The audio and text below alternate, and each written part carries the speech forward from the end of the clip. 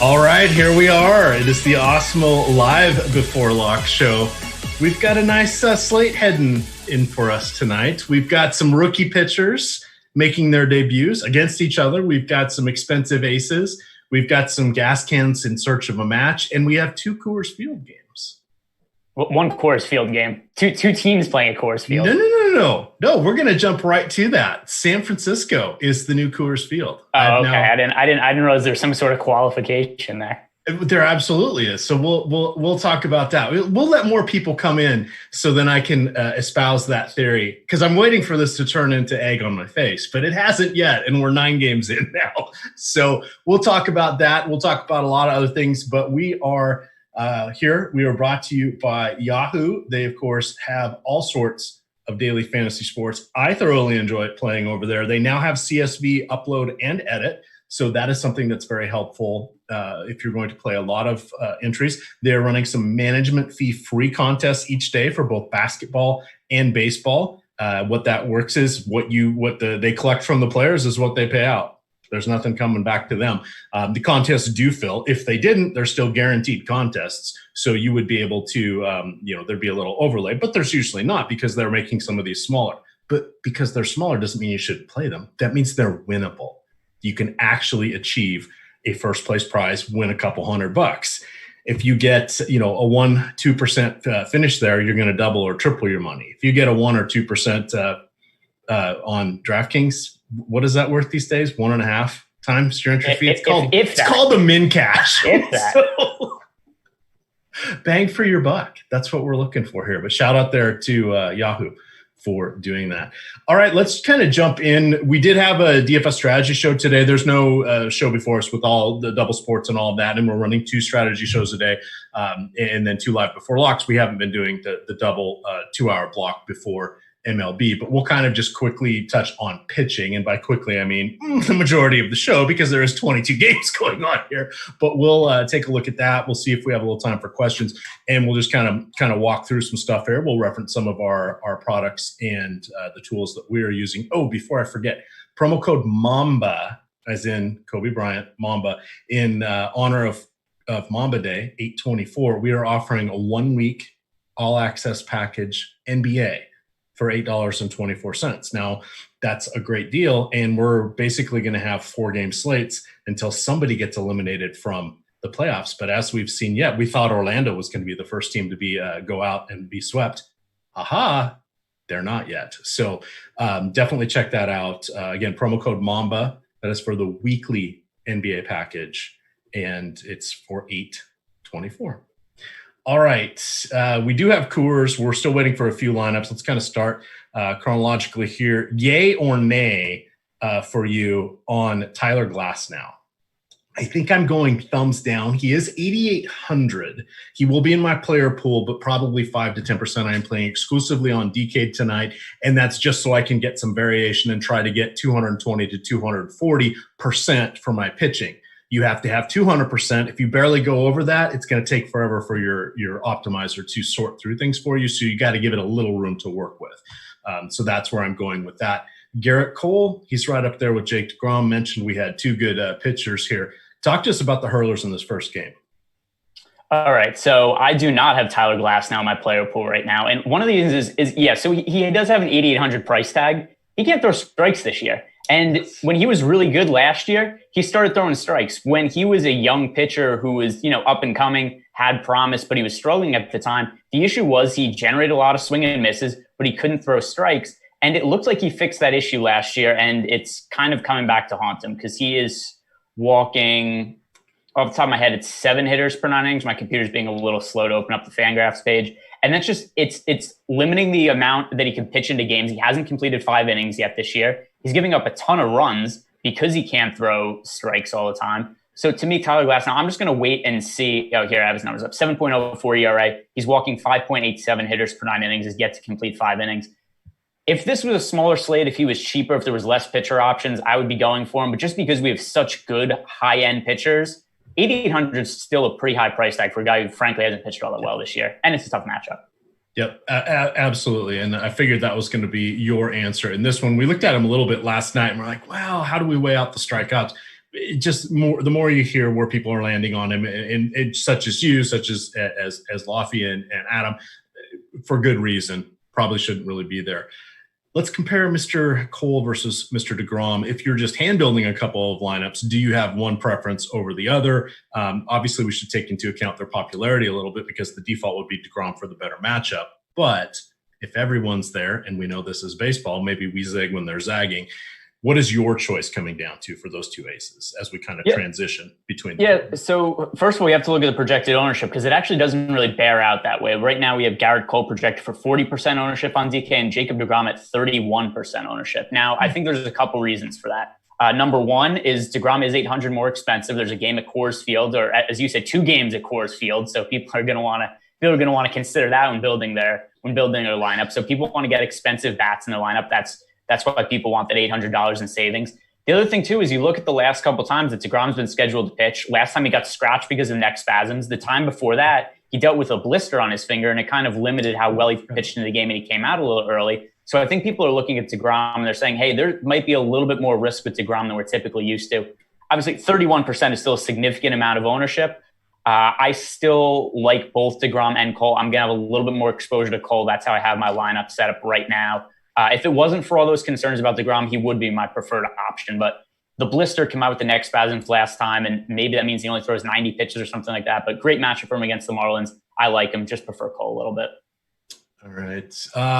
Sticking with the Marlins there, we've got Lopez, who's reasonably priced. Throughout the day, he's kind of been coming more and more into someone that I'm raising up to about 30% right now. I'll do my caps here in a few minutes and see where things start to come out. I'm waiting for some more lineups to come in. I'm kind of going to go call up the Atlanta weather here. That looks like the one spot where we might have any bit of concern. So I'm going to check that out. But how do you feel about Lopez in this one? One, for the price savings, and two, actually kind of a talented pitcher. Yeah, he's pitching extremely well this year. He's striking, and it's not just pitching well in terms of like getting lucky or just like generating contact, like pitching well for DFS too. In his 3 starts, 10.69 strikeouts per 9 innings, 2.25 ERA. So we look at the matchup against the Mets. It's not an easy matchup, but it's not like overly difficult. It's not like he's facing a powerhouse team or anything like that. And I'm kind of surprised the Mets implied run total is so high, 4.25 runs, considering how well that Pablo Lopez has pitched. That might be a game that if you're into straight betting on games, maybe look at the under with a Pablo Lopez versus Jacob deGrom starting pitching matchup. But yeah, it's hard not to be interested in Pablo Lopez when we're trying to look for some savings wherever we could get him. It makes for a good SP2 on a slate where, there's a Coors game. All right. Again, chat, we're just going to keep working through these with a little bit of a quickness here because time usually does get by on us. We have Aaron Civale going against the Pirates. This game is going to be in the mid-70s. Pirates have a relatively low 4.1 implied run total. Not a lot of scary bats there. I mean, of course, Josh Bell, Colin Moran, anytime against a righty. Adam Frazier's pesky. He's going to get on base, but, Polanco kind of has hit his peak and is on the downswing, even though it seems like he's been sort of young forever. And then we're looking at Jose Osuna, JT Riddle, Jake Stallings. Nobody really scary in that one. But Civale's not getting a major discount compared to Cole and DeGrom. He's getting a decent discount. But how do you feel about that? Now, for me, those are probably going to be my 3 top end guys where I'm going for like about 30% of each. And then I'll just go above or below whatever the field's coming in at that. I've had some nice success with that so far this year. Do you want to press more than 30% to get those $2,000 savings or between $1,400 and $2,000 savings? That's a full upgrade or maybe even 2 at a Coors Field hitter.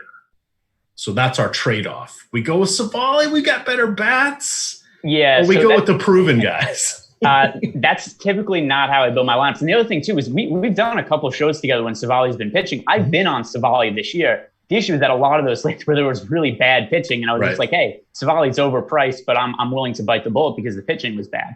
For me personally, I always pay up for pitchers before I pay up for hitters, especially somebody who typically plays 150 lineups, just because there's so much more security in getting those high-end pitchers. And it's easier to get a big game out of a high-end pitcher than it is to get a big game out of let me think how to phrase this. It's more consistent. You're going to get a game out of a high-end pitcher than it is out of a high-end bat. And low-end bats generally are safer value plays than low-end pitchers, right? There's no way that you're going to get a low-end bat that scores -10 DK fantasy points like we see a lot of times out of a low-end pitcher. So for me, I always generally tend to prioritize some of the expensive pitchers just because there's so much security in some of those stud pitcher plays. So even though Civale is an okay play, to me, I just think that Garrett Cole and Jacob deGrom are such stronger options. And there's even some cheaper guys who I think are relatively comparable to Civale that I don't think is going to make my player pool. And that makes sense. For me, Steven Brault is not making my player pool. It's still priced like a starter. He's truly not. I'll be surprised if he goes 2 full innings.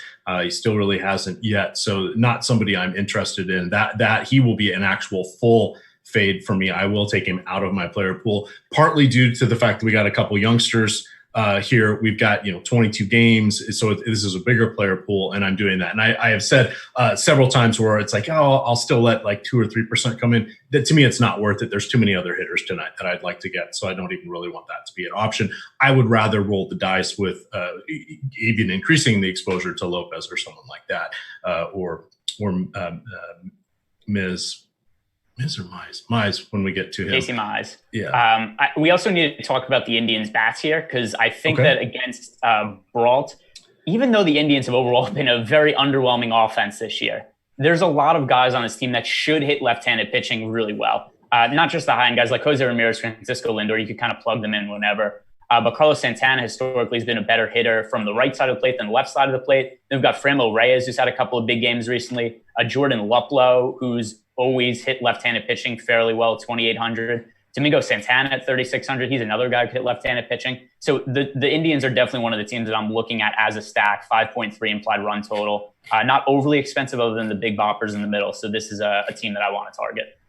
All right. And that's a good call out as well. And that's a call back for our friend Chris Fags, who is now with Vegas Insider. He used to always like Jordan Luplow, called him the Ginger Hammer. So because he liked him against the lefties. So that is a nice way to mention that. Yeah, if any of these other teams really stand out, definitely we'll want to talk about them. Moving on to our next one here, we've got the Nationals at Atlanta. I'm really not interested in either of these pitchers. Eric Fede is 4,400. I'm not going to really cross him out. I'm not going to cross Kyle Wright out, but he's sort of a bit of a disaster. Where I say is I'm not as interested in them.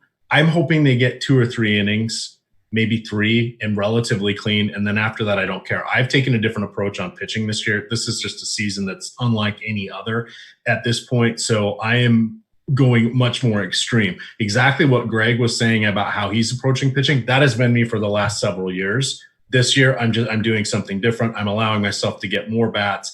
I'm chasing the home runs, and I'm just going that route. So I don't mind. What that's doing is, to me, it's really taking out pitching pricing out of the equation a lot of the time, because I'm willing to roll the dice with a bunch of these scary guys in the hopes that I have the right lineup that kind of breaks free with a pitcher that survives. And inevitably, someone will crap the bed. Like this afternoon slate was Flaherty. I was like, if I was going to be playing, I would totally be after him. Yeah, it's a 7-inning game. I don't care. What did he make it to? Not even 2 innings today? Weirdness is just happening everywhere. We got to remember this isn't the middle of August with everybody rounding into form and making starts, 20 through 24 right now. This is just a whole new spot. So I'm going to take a few chances. Looking at that weather, it looks like there's going to be something coming across where the stadium is between 8 and 9. That's about as scientific as I'm going to get. It's Atlanta. It's hot. It's humid. We know that storms can sort of materialize out of nowhere once the humidity all gathers, and then they can just sit somewhere. Or they can sit, completely miss the stadium, and they're raining in the parking lot, and the game is fine. We don't know for sure what's going to happen. So I will play these pitchers. I don't think there's going to be any issue until the game. They're either going to say, "Crap, it's going to rain," and they're going to wave it off, or try to wait for it to go away. Or if these guys are delayed, I don't care. Hey, I hope they get delayed and they've gone 3 innings with no earned runs. Right? That's the approach I'm taking on this one. Who knew your old pal was throwing caution to the wind? But here we are. What do you like from a more analytical standpoint? Clearly the bats in this one. Yeah, I like the Atlanta side of the game because if you look at Fetty, he has a 2.55 ERA this year. It is such nonsense, though. Like, he generates no swing and misses. He's striking out 2.55 hitters per 9 innings. He's walking 4.58 hitters per 9 innings. So Fedde's walking almost twice as many guys as he's striking out. The 2.55 ERA comes with a 5.58 FIP, a 5.44 xFIP. To me, this is a guy who should be getting lit up. If we look at his career ERA over 5, that's more in line with what I expect from him going forward. Zips projects him to have a 5.31 ERA for the rest of the season. There is a little bit of concern with the weather, but even so, it looks like if the rain does happen, it's not going to be all night. So I think that there's a chance that they could delay for an hour or two, then get back to action afterwards. It's not like there's supposed to be, a 60% of rain all through the night. It's 50% chance of rain for like an hour and a half window and then play afterwards. So I like the bats from the Atlanta side of the game. No interest in either of the pitchers for me. All right. And again, if I was doing one lineup or hand building lineups, these pitchers would not make it in. The only reason it's doing tonight is I'm kind of embracing this scatter shot approach. Reminder for those of you guys that weren't here kind of at the beginning, we've got promo code for basketball. This is promo code MAMBA. You get 1 week of all NBA access for $8.24. That promo code is good through Mamba Day, 8/24, August 24th. You guys get the reference there. So you'll want to take advantage of that while it lasts. We're going to be having wall-to-wall basketball. We should be good for at least the next 6 days, and then all we need is any of these teams not to get swept, and we'll be good for more than that with 4-game slates. And it's just been a lot of fun. I've been doing nicely on the all-day slates. I have not been playing the sub-slates yet because I've been playing sub-slate hockey and raking it in, which has been funding baseball for me for the last couple days, which has not been going well because I didn't have all these 2 home run hitters that have popped up the last few slates. But there we are with that. So check it out. That gives you access to Slack for a week too, which is where a lot of learning and idea exchanges can happen. On to our next one here. Let me get that screen back up. We are going to discuss, how about we talk about, let's get to this one now. The youngsters, the newbie pitchers, Casey Mize and Dane Dunning. All right, let's talk about Dane Dunning for just a moment. December 7th. You guys should know that. It's a day that will live in infamy. No, not December 7th, 1941. December 7th, 2016. That is when the Nationals, during the winter meetings, acquired Adam Eaton, the outfielder, for Lucas Giolito, Ronaldo Lopez, and Dane Dunning. At the time, they were the club's number 1, 3, and 6 pitching prospects. Well, the third one just made it to the majors. Yay. Now, I can't be too mad as a Nationals fan. And let me just, as we're waiting, put on my World Series hat. They did win a World Series, so I now no longer root for both teams that have never made the World Series. Reigning World Series, Washington Nationals, and the Seattle Mariners, who have still never appeared in the World Series. I had not realized that Dunning was approaching a call-up at this point, so that caught me a little bit off guard and made me very, very sad. The price makes me happy. He's a talented pitcher. Matchup, we'll have to see.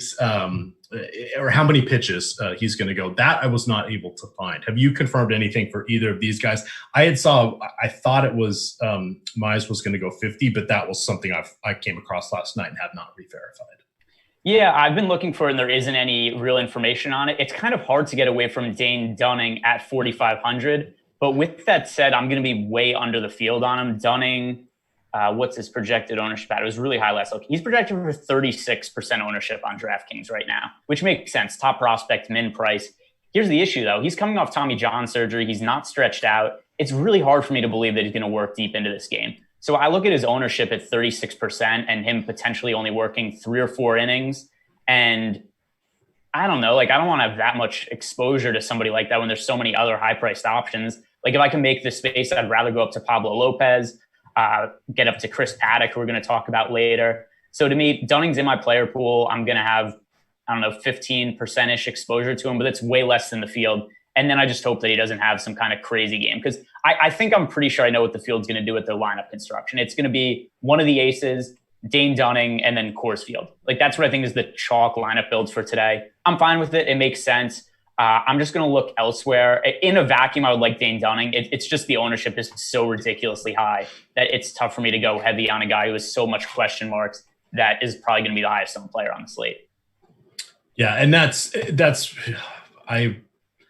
I will be approaching the field for him. Okay. This, for me, is more because I'm going to have a bunch of different stacks. Again, I'm playing a lot of lineups, so what I've had to do with a lot of my balancing. So it's everything's the tipping point, right? So depending on how you're constructing your lineups and how you're playing, there's a risk reward for everything. So when you're playing a lot of lineups, you are trying to lessen your risk and increase your reward, right? When you're just playing or mitigate it. When you're just playing one lineup, you're very binary. It's either going to, do well or you're out early in the night. So by playing more, you can kind of reallocate where those different risks are. If you choose wrong on a portion of hitters or pitchers, then maybe you have the right combination somewhere else. If you just have a handful of lineups, you don't have that many. So I'm willing to embrace what looks like crappy point per dollar players because this is baseball. I don't really do this well in basketball, but it taught me by playing during the suspension of regular sports, the League of Legends. I didn't know anything about it. It's all math based for what we're doing. And now you're an expert in League of Legends. No, I was saying on the podcast last night, I know there's something about towers and barons. And I think that's what they try to go after. I tried to watch it looks like, remember, you guys probably had good cartoons. We used to watch the Looney Tunes cartoons when they'd fight and it'd be a bunch of dust and little people that an arm sticking out here and there. That's what it looks like when I try to watch League of Legends. Hey, more power to you if you like it and you have fun. Tons of people watch it on the stream. Seems exciting. I can't figure out what the heck's going on. I can't tell who the good guys are and who the bad guys are. So neither here nor there. But what I did really start using a lot of is the leverage tools, the boom bust tools, and all that stuff that we have that's, Alex Awesemo himself's models that developed for all these different sports. So that's something I have reapplied to what I'm doing now for baseball, because this is year 30 or 31 for me of fantasy baseball, right? And DFS baseball, 2011 was the first year I played. I'm approaching this entirely differently because of this very circumstances we're in this year for the first time. So I'm trying to apply more math rather than feel and watching the game and projections and then, making my 10 lineups. Now it's like, I'm going to make 150 or 200 lineups, play them in the low dollar contests that have the better payouts. They're not as top heavy, but I have a legitimate chance of taking them down and getting 25x on my money, as opposed to that same 1% lineup that's going to, triple up in these gigantic contests. So that's just kind of my approach, but that's the other good stuff you get here behind the paywall at Awesemo. And then we talk about this all the time on the various DFS strategy shows. So that's what I'm trying to bring to this show. And I'm glad I match up with you on a lot of shows, with Terry on a lot of shows, because you guys have different approaches than what I'm attempting to do this year. And this is sort of a guinea pig thing. It's kind of like, okay, I'm in the test lab trying to figure out what the heck's going on. And went on a crappy first week of the season, reassessed, went on a heater. The last 4 days haven't been great, but that's baseball. It's the variance going up and down. But I'm more comfortable with this approach this year because I'm just beating myself up. It's like, well, I paid all these for this pitching and they only made it 2 2/3 inning. What the hell? And it's just too frustrating for me. So I'm trying something different. There's definitely variance being added. One thing I'm going to add, since you mentioned leverage here, I kind of like Detroit stacks today just because Dunning is going to be so highly owned today. So I made a few Detroit stacks. The other thing also is they're really cheap. So you can make Detroit stacks and feasibly make DeGrom and Cole the pitchers in those lineups. So let's just say that Detroit ends up scoring, 8 or 9 runs. Not all that likely, but not improbable either, because we look at Dane Dunning coming off Tommy John surgery. It's not that ridiculous for a young pitcher making his debut to struggle a little bit. So I think that Detroit makes for a really good leverage stack. And then also, if you look at some of the tools we have up at Awesemo.com, they're only projected for 3% ownership as a stack, and they have an 8% chance of being the top value stack on the slate. So we look at how much good pitching there is on the high end today. And this is a spot where I think it makes some sense to get exposure to the Tigers. You could fit those 2 really expensive studs in the slate. And I'm not going crazy with Tigers exposure or anything like that. It's just a spot where I'm like, hey, I want to throw some of these stacks into my portfolio because Dane Dunning is going to be so highly owned that this just creates such a good leverage for me. Yeah, that's an excellent call out for that one. All right. Anything else you want to hit on for this game? You want to talk a little bit more about the pitching, or shall we continue on the slate? Just mention Casey Mize, number 1 overall pick in the 2018 draft. I think he's a future ace. I think that's definitely in the cards. But like you said today, there's a potential that he's going to throw really limited pitches today. And so it's 6,900. Like if he was Dane Dunning's price at 4,500, then I'd look at him and be like, hey, I want to get some exposure to Mize. But since he's priced up to 6,900 with that pitch count issue, and there's just other guys like Pablo Lopez and Chris Paddock right in that price range, I'm not going to have Mize in my player pool. All right. Now, the one thing about him, this is, sorry, I was calling up his page, so I don't know everything you've said. He pitched 3 years at Auburn, basically the last 2 years as a starter. He made 1 relief appearance, but everything else was as a starter. Had a phenomenal double-digit K rate. He's been phenomenal in the minors. He has not pitched. This is his first appearance above Double-A. At any point in time, he does have a no-hitter in Double-A, and he also, again, phenomenal strikeout stuff. How will that translate here against very good lineup? I don't know, but you'd be a little this, little that. If we knew he was going to go 80 pitches, 90 pitches, probably a different story. I think that the floor is 50. I'd like to see 60, 65. I think that's a more realistic number, but we see these guys coming in. When was the last time they threw true stressor pitches? And we see a lot of these young guys come in and it's like, oh my God. And it's just like sensory overload, even without the crowd now. This is it. They're under the microscope here. We'll see what happens. Thank goodness he's not making this at Coors Field or the alternate Coors Field. But we want to be cognizant of all of that. But it could be exciting. What do you think his ceiling is? Let's talk about it this way. 6 strikeouts maybe with his relatively limited pitch out. I mean, he's not going to get double digits or whatever like Strasburg did in his start, because Strasburg wasn't on account like that and had full training camp and all of that, et cetera, et cetera. But 6 feels like a good outing. I'd be disappointed with less than 4. And then it comes into how many earned runs does he allow, right? Yeah, so part of the issue also, the White Sox have had a good offense this year. So it's not like he's coming into a cakewalk. And then that also, it's a hitter's park in Chicago as well. So there's a bunch of, I think there's more things working against him than working for him. I'll put it that way. So if you want to get exposure to Casey Mize at 6,900, I wouldn't say that it's terrible. It's just not something I'm doing because there are so many options on the slate. There's enough question marks where I'm like, why do I want to roster Casey Mize at 6,900 when I've already said I like Pablo Lopez at 7,200. We're going to talk about Chris Paddock later, who I like at 7,700. There's Garrett Cole. There's Jacob deGrom. Like if I want to go to one of the cheap pitchers in this game, I'm going to go with Dane Dunning just because he's 2,400 less expensive. All right, let's talk about our next one. We don't have the projected lineup for the Twins just yet, but let's go ahead and talk about this game. You've got Brett Anderson. He is now stretched out. He and Corbin Burns have kind of been, pitching the same games, going for that lefty-righty combo, but they're both now officially starting. I figure that Anderson's probably good for 70, 80 pitches. Feels about reasonable, but tough matchup against the Twins. They're one of the best teams at hitting lefties over the last couple seasons with their current collection of hitters. On the other side, you have Rich Hill, truly never healthy. This is his his age 40 season.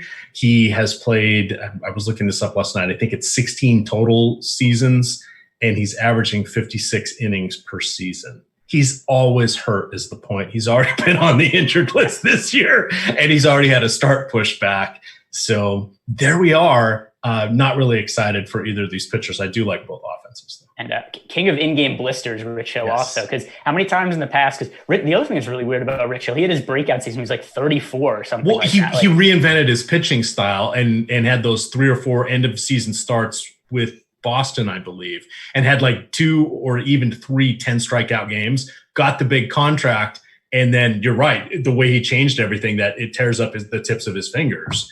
And yeah, in-game blister, in-game split fingernails. a lot of issues. He's been one of the more high variance pitchers over the last few years, but he's actually been really good when he doesn't have blister issues. But I don't know, at his advanced age, I have a feeling that his days are probably behind him in terms of being like a really effective big league pitcher. I thought it was a good gamble that the Twins took on him by bringing him in, just because he's still shown to be effective at times. For DFS at 7,400, I'm not going to roster him. We haven't seen him get stretched out really yet this year, so I would have to see that before I'm willing to roster him at 7,400. The other thing with Anderson, he's been a guy who kind of has changed his pitching profile a little bit this year, but it's only 11 innings, so I don't really buy into it. But he's striking out 7.36 hitters per 9 innings. We look at him the last few years. Last year, 4.6 strikeouts per 9 innings. The year before, 5.27 strikeouts per 9 innings. He gives up a lot of contact. A lot of it's typically hard contact. He's prone to blow up games. The Twins, on paper, should have one of the best offenses against left-handed pitching this year. Now, with that said, it hasn't been the case so far. And I keep saying, like, hey, small sample, but we're like already halfway through the baseball season somehow. So maybe they just won't ever hit left-handed pitching this year. But I still tend to think it's going to happen sooner rather than later. Nelson Cruz is a fine pay-up option. Mitch Garver's a little expensive at catcher at $4,900 just because he hasn't really been able to recreate what he did last year. But still, I think the Twins, there's guys in here that I want to roster and get exposure to in stacks. Byron Buxton, who I've mentioned a few times this year at $3,400. He's a good guy to include his value at the end of the Twins lineup. And then we have Marwin Gonzalez, who has been hitting in the middle of the order. He's only $3,500. I think he's somebody else who will make sense. But like you said, we don't have the official Twins lineup yet. Yeah, and if you get Garver on FanDuel, he's probably going to be leading off or batting second. He is $2,500. Yeah, that's way more favorable than his DraftKings price. Yeah, DraftKings price is double, $4,900. Yeah. So, but here's one of those. I'd love to roster him at my catcher and first place slot and my utility slot because that's the steal of the century for that price point. He has in his last 256 righty-lefty matchups, he has a 245 ISO, 134 WRC plus. That's just crazy numbers. Miguel Sano. 148 this season, but 7 of his 9 hits have gone for extra bases. I like Byron Buxton as well. In his last 10 games, triple slash of 297, 622, and 911. He actually has close to a 200 isolated power, which always blows my mind because you think of him as, he's going to steal bases, and he always bats at the bottom of the lineup. But he does get his fair share of extra base hits when he connects. Yeah, I like Buxton. He's somebody who I've been over the field on maybe every single slate so far this year, Byron Buxton. And it's just because he's cheap, he's at the end of the lineup. And there's just a lot of times where we've seen Twins stacks be chalky this year. And one of the easier ways to differentiate is you get yourself some upside by throwing Buxton at the bottom of the lineup. Speed upside, power upside, and still a prospect who, it could be 10 years from now and he hasn't panned out. And I'll still be like, Byron Buxton, he might be something one day. I can never quit Byron Buxton. So he'll be in the player pool for me. All right, let's get on to our next one here. Too many windows open. Let me see here. We're still waiting on, I mentioned we haven't got that Twins lineup yet. We don't have San Diego. Let's talk about Coors Field. So Coors Field, kind of interesting as always. We've got Framber Valdez, who I was ready to play until I realized this game was at Coors Field.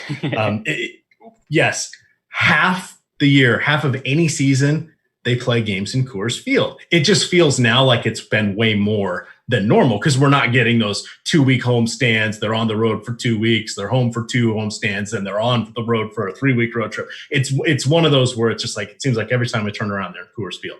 So I really don't want either pitcher here.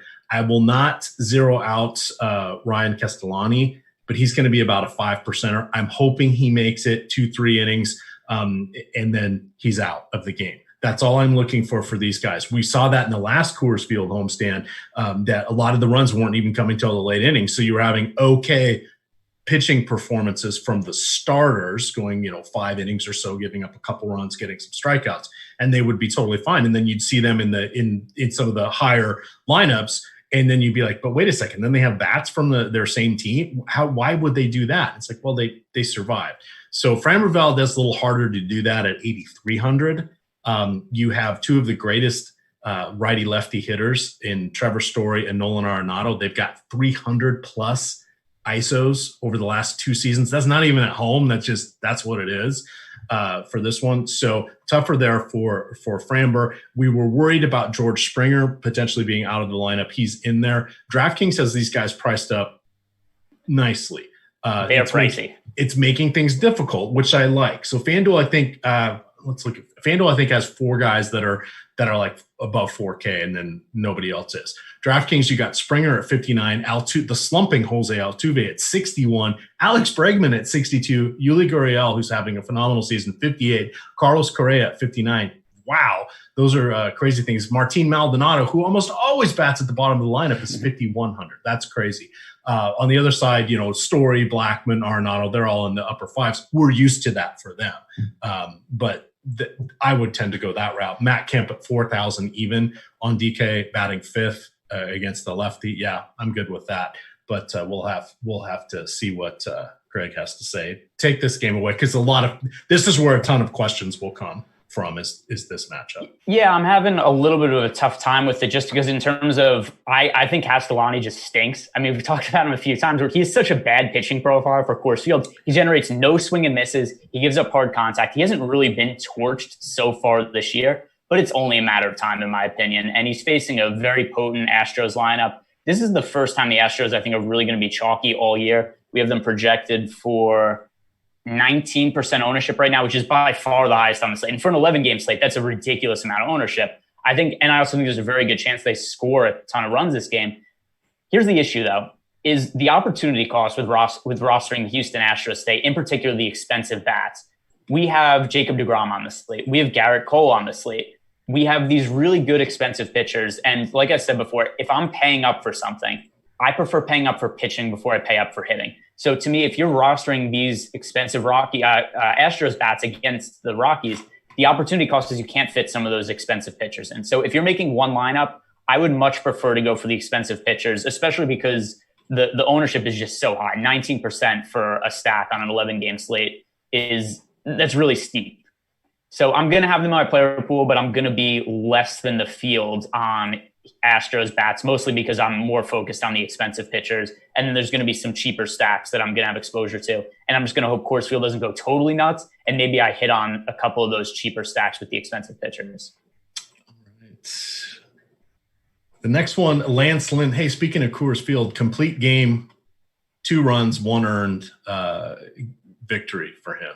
Nice work. It can happen. The 2 pitchers going tonight, not Lance Lynn.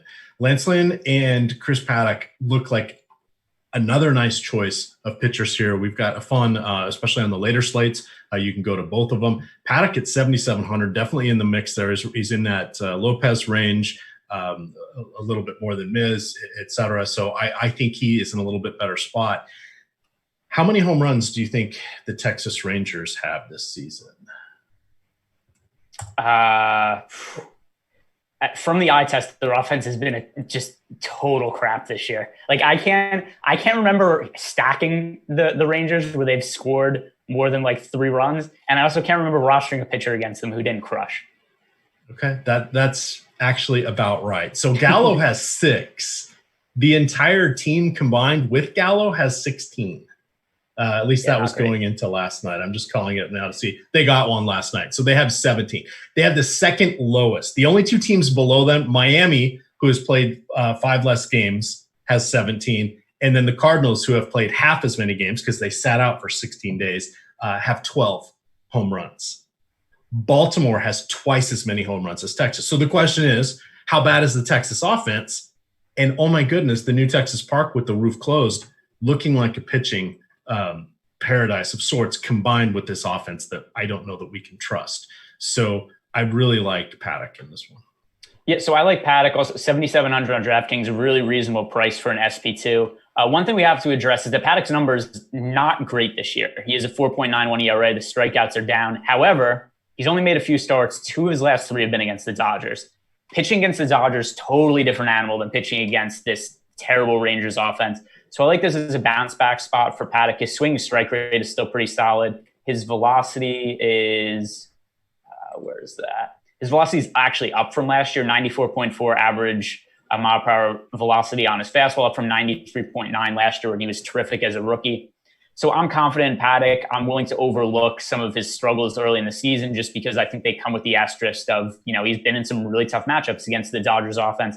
One outing in particular where he got crushed by the Dodgers. If it wasn't for that, his numbers would look a lot better. So given that the velocity is up, the swing strike rate is still intact, I think that there's no real reason to be concerned about him. He's one of my favorite pitchers on today's slate. If you were going to Lance Lynn, what would your confidence level be? So it depends what you mean by confidence level. Like I have him in my player pool. Okay. I'm more confident in his floor than his ceiling. The reason being just because he's a guy who literally from the first day of the season, I remember we were talking about this, we're looking at pitch counts of pitchers, and we're like, hey, how deep are these guys going to go into games? And the first thing we noticed, Lance Lynn's thrown over 100 pitches from day one, and he's like the only pitcher doing it, and that's what he does every start. So Lance Lynn is an absolute workahorse, and the Rangers will be like, hey, Lance Lynn is going to throw 115 pitches today, and they don't have an issue with that. They'll leave him out there forever. So for that, I think he's fairly safe. It is a tough matchup against the Padres, but still there's a lot of security in Lance Lynn. He's always been a guy who's been really good against right-handed hitters and then struggles a little bit against lefties. But the top hitters in the Padres lineup are righties. Manny Machado, Fernando Tatis. So I think that plays into Lance Lynn's hands a little bit. The only real knock against him is that, we have Garrett Cole, we have Jacob deGrom on the slate, who are higher priorities for me. I'm going to have more exposure to them. But Lance Lynn's still my player pool. He's somebody that I'm going to have mixed in there because at 9,200, I do like the salary savings a little bit. He does not project to have much ownership. He is projected to have 18% ownership compared to a 23% chance of being a top 2 pitcher on this slate. So that to me makes him stand out as a little bit of a good play just based on the ownership there. I like him. In terms of the upside, it doesn't have nearly as much as the top pitchers on the slate, but worth going to at least for the security. All right. We need to talk about home run pick. So in your mind, come up with your home run pick. El Negro Loco, also known as the News God, or Ron, is going with Francisco Lindor. Terry, okay. T. McBee is going with Cody Bellinger. I wanted to get somebody from Coors Field Part 2, but we don't have that Angels lineup yet. I was going to go with 48-year-old Albert Pujols, but he may not play. So I'm trying to think of who I want. Who would you like tonight? No Coors Field, but other than that, anything is open. No Coors Field. I'm not going to go with Coors Field 2 either. I'm not quite on board with that for you. I'm going to go with the Braves bat. I would like to say Freddie Freeman. That seems a little bit too obvious against Eric Fetty. I'm going to go with I'll go with Adam Duvall batting cleanup for the Braves tonight, going a little bit off the board. I think the Braves could really get to Eric Fetty. I think that he's just due for such heavy regression that he's a pitcher I want to pick on tonight. All right. I'm just going to go with Anthony Rendon. I think he has the best shot of being in the lineup. Can't pick Mike Trout. That's kind of that's a bit up there. Yeah, you can't pick somebody who's guaranteed that a homer. Well, he certainly seems to be up there. But let's jump to this one while I've talked about it. Let's talk about Coors Field 2. All right. So here we are. So I said if this is from the Spotlight Hitters and Stack. So I'm going to drop this in chat. It's free every day. I do an article usually post overnight or first thing in the morning. And then Terry T. McBee does a couple different ones.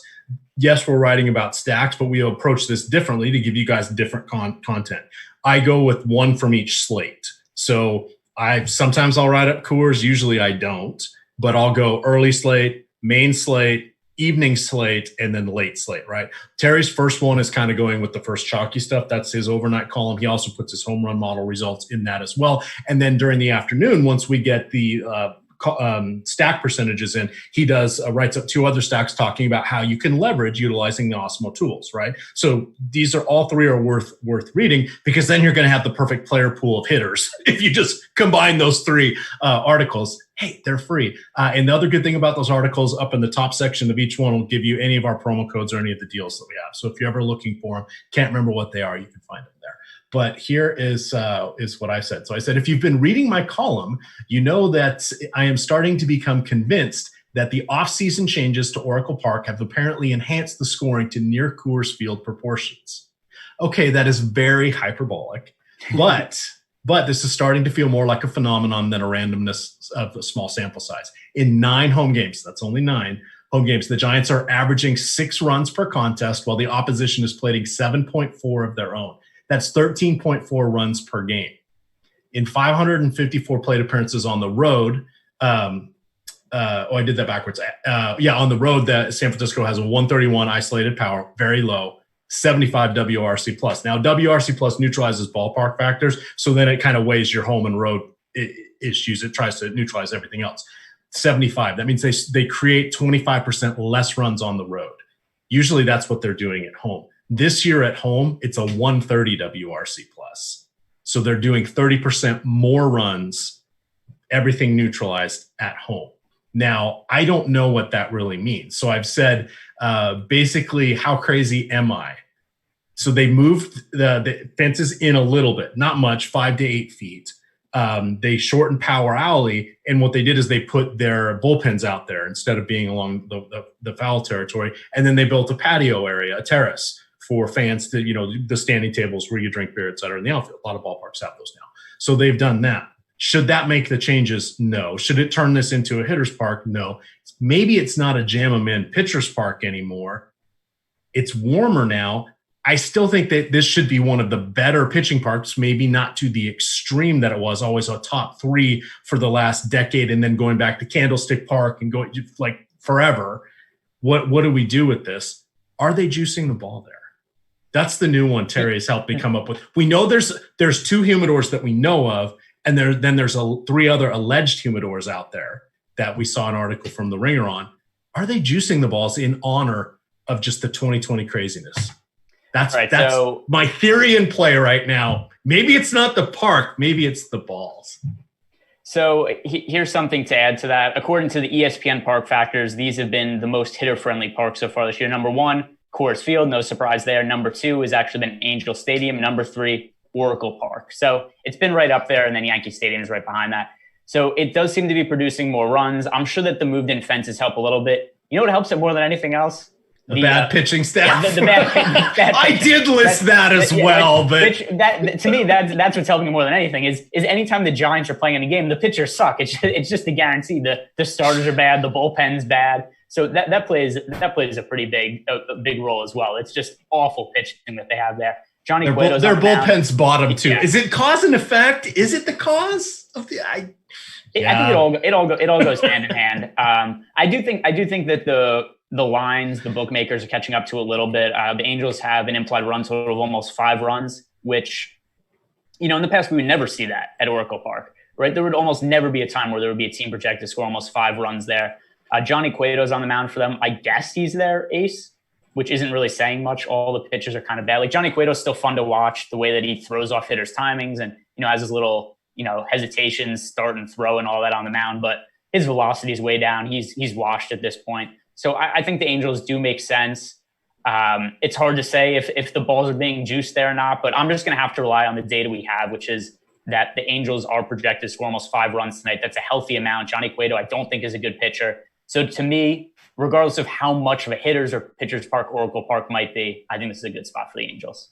All right. Well, come join me on the crazy train. We'll have to find out what's going on there. So just food for thought. But Angels are a very nice stack. They're priced up on DK, by the way. So it's not a slam dunk total alternative option to Coors, but they aren't quite as expensive as the hitters on either side of Coors. It depends who we roster, though, because Mike Trout's always going to be expensive. He's 6,100. Yes. Rendon's 5,000, your home run pick. Outside of them, I mean, Shohei Ohtani's 4,100.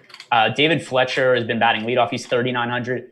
Tony Lastello has been hitting reasonably well recently. He's 3,800, hitting second most likely.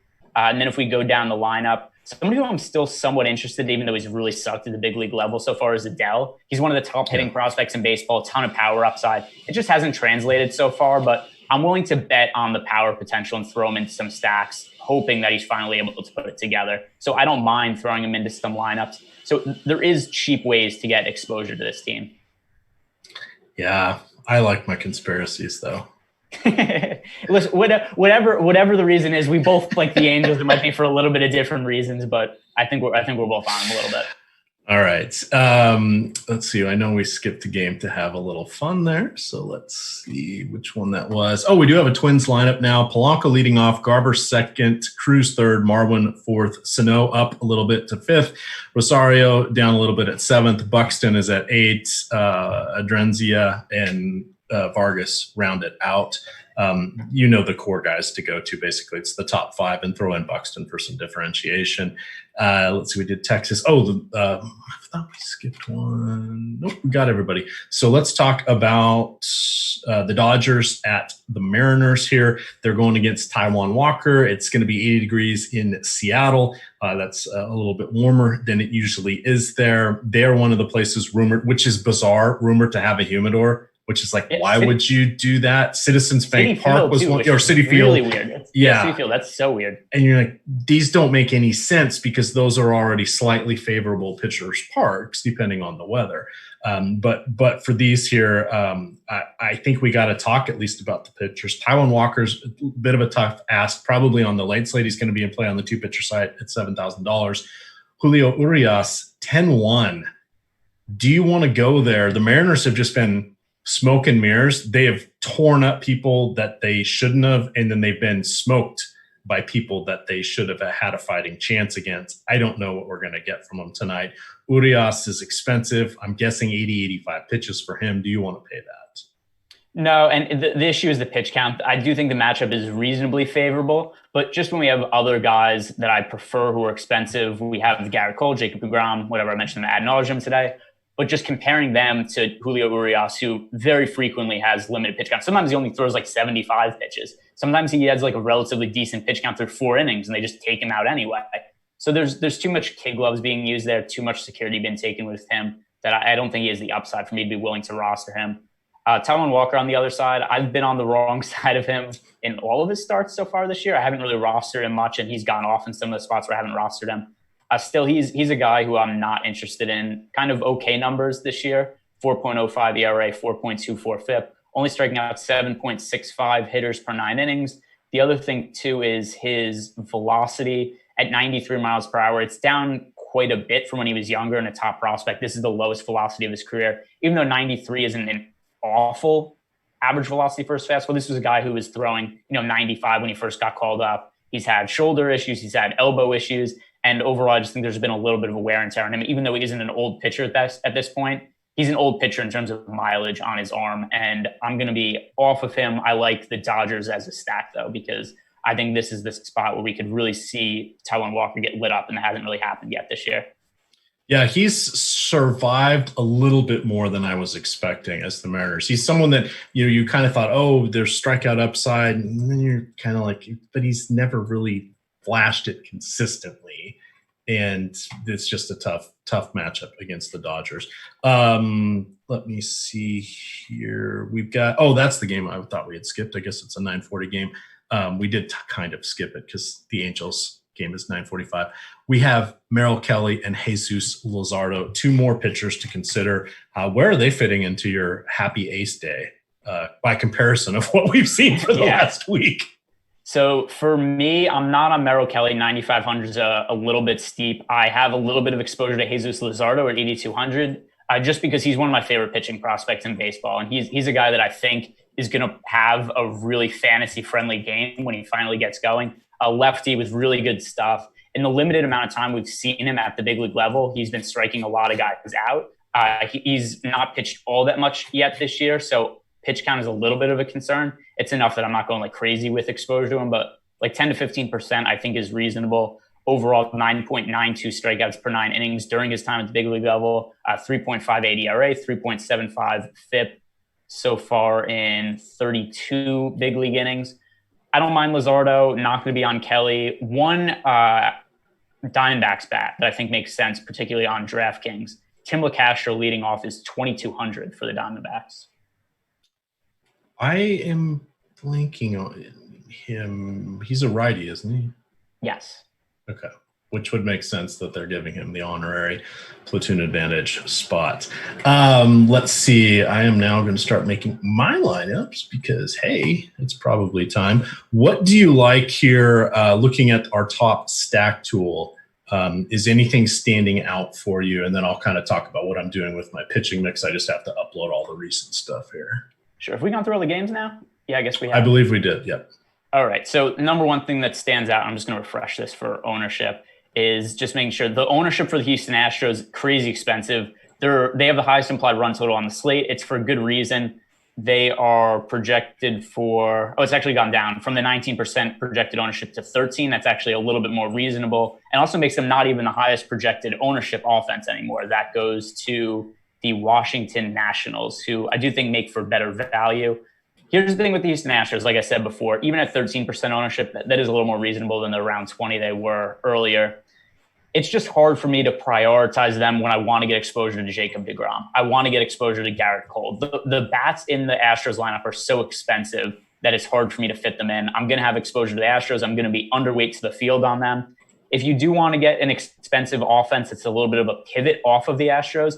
The Dodgers, who have a comparable implied run total, have 7% projected ownership. And if you look at our top stack percentage, the Dodgers are 10% chance to be the top stack of the night. That is the second highest behind the Astros. So I think if you're looking to make a pivot and find another expensive offense that has a good chance for upside but isn't going to be quite as chalky as the Astros, that's where the Dodgers fit in for me. All right, so we've got this might be a round old, but it's close enough. And hey, if you want the accurate stuff, get behind the paywall here. But we've got Garrett Cole at 39%. I'm going to go 30. We have Dunning at 37. I'm going 30. Paddock at 34. I am going, wait for it, 30. Same thing with DeGrom. I am going, wait for it, 25 with Lance Lynn. There's a differentiation spot. I'm going to stick 5 with Hill. I like Luzardo. I'm going 10 there. Glassnow I'm not happy with. I'm going to drop him to 3.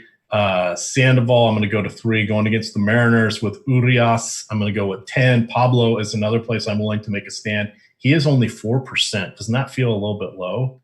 I mean, even if I'm only off by a few percentage points, it's not like he's over 20. I'm going 25. So here's the going back to Dane Dunning, because we talked about him before. Like, I have him at 11% right now is what I ended up with as we were making lineups while we were doing it. I couldn't find a pitch count for him, and I just don't have enough confidence in how deep he's going to be able to work in the game, combined with the ownership on him. Like I mentioned that concern before, and even with the updated ownership percentage, it still hasn't gone down. So he's at 37% projected ownership. I'm going to have exposure to him. I'm going to be way underweight to the field. As I mentioned earlier, for anybody who wasn't on when I talked about it before, I'm making a few Tiger stacks just for the leverage, where I could stack against Dane Dunning. If he pitches poorly, those lineups are going to put me above, about half the field, because Dane Dunning has nearly 40% projected ownership. And then by stacking the Tigers, who are really cheap, I'm able to fit in DeGrom and Garrett Cole into lineups together. Ooh, that is an upside I am not going to be able to take advantage of. So I'm starting everybody out here with 5 on my team stacks. Let's go. Yankees get 7. I like your take on Cleveland. I'm going 10 with them. Washington gets 7. Atlanta gets 7. Mets are going to get 7 for leverage. I'm definitely going to go 10% for Detroit for leverage. Minnesota, I'm going 10. Milwaukee, I'm going to keep it 5. Houston and Colorado, I'm going 10 each. That's not very much. I'm going to keep Texas and San Diego at 5 apiece. Arizona, I need to get more, so let's go 7 and 7. Dodgers, let's go 15. Seattle, we'll keep it 5.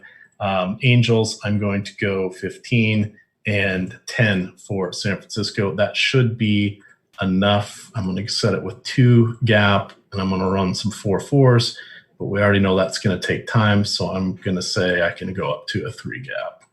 And I'll see what kind of shakes out there. This is always a little bit nerve-wracking at this point of the night to start doing it. It worked out really well for me. My last good night was Sunday on our show, and I killed it.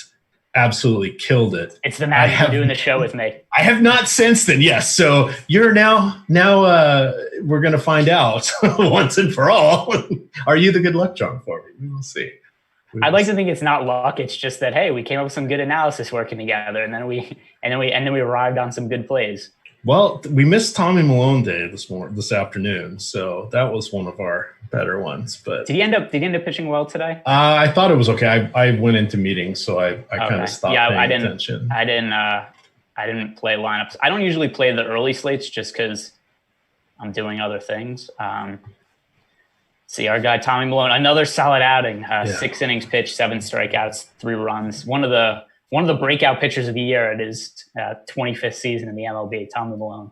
So early lines coming in. It's going real heavy on Cleveland, the Angels, Colorado and Houston, Atlanta and Washington. Those are the ones where it's coming in first.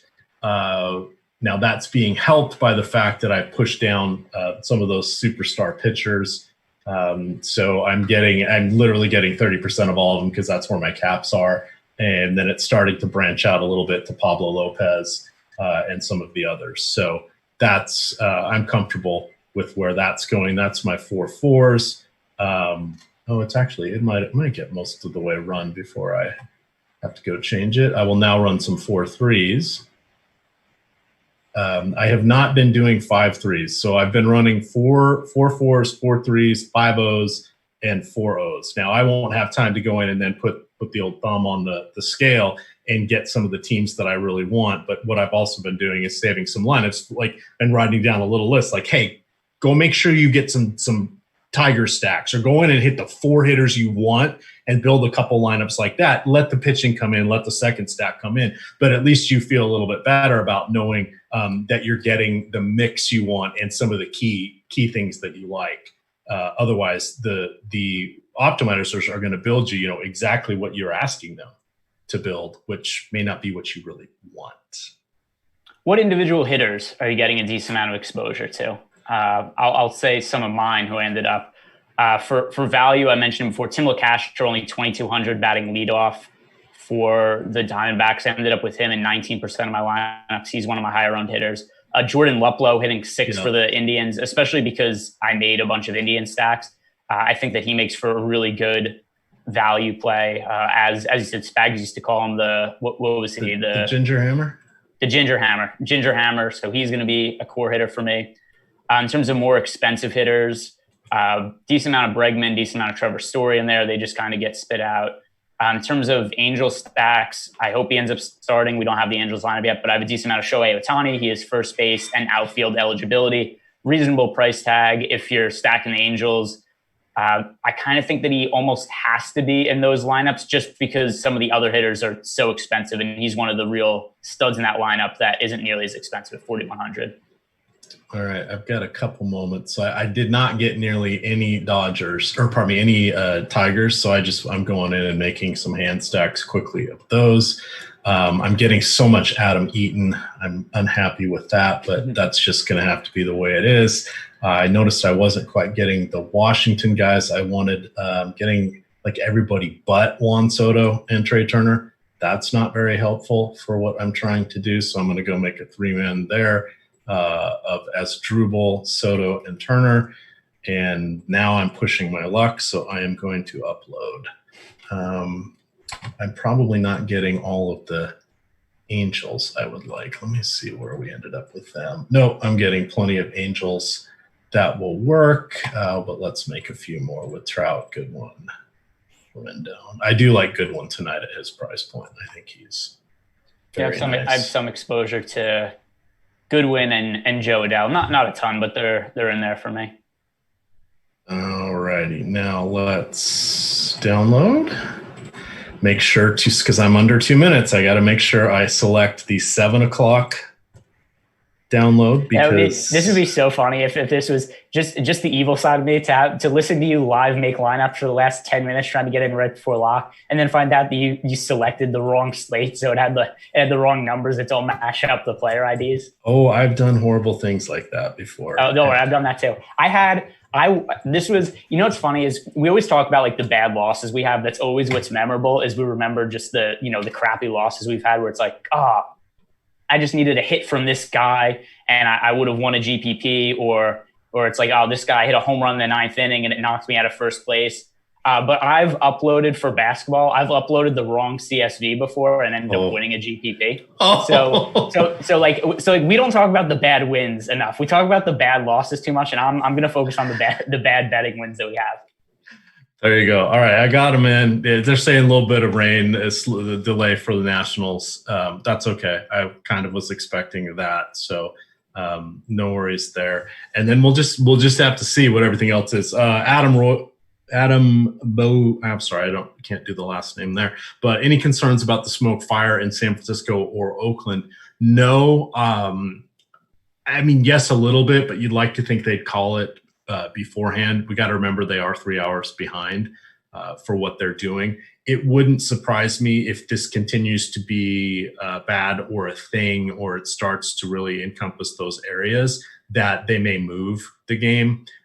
We saw him do that, I think, 2 different times in the last. It's been almost 20 years now with football. NFL. Remember they went and played at Arizona, or was it the Arizona, one of the Arizona colleges one year for Monday Night Football. So I don't know. It's hard enough to find out information like that, let alone logistically do it. But if there was a year that this could happen and they could move it and not have to worry about fans and tickets and all of that, why would it stop them? But or that shouldn't impede them at all. So that I don't know about. But there we go. Thomas Tyner says, raining a little bit. Haha, it's pouring. I just lost power. So there we go. Well, it happens. Still, it's like having the Nats on the late slate, right? If their game's delayed and then they start playing around 9:00. So here's one thing I'll say about it is there's risk. There's always a little bit of risk with that. But like I mentioned earlier, the rain is expected to clear out. It's not supposed to rain for like the entire night. So if they wait it out and the field isn't, drenched or anything like that, I would think they could play it later in the night. Hopefully that's the case at least. All right. Hit that like button on the way out here. We appreciate it. And get us to 100 before you go. We had tons of shows today. A like for us is thanking them as well because, hey, we all fight that YouTube algorithm together. We're starting it back shortly. There's actually a PGA. We've got a big tournament tomorrow, so you're going to get a show here at 8:30, I believe it is, with Ben Rasa and Jason Roslin. So that will be a good one. And if you're in premium Slack, Ben is now answering questions for the next hour in Slack chat, talking about some lineup builds and some other fun stuff. So check that out. Again, promo code MAMBA gets you 1 week of fantasy premium content for $8.24. That is good until $8.24, also known as Mamba Day. With that, gamers, good luck.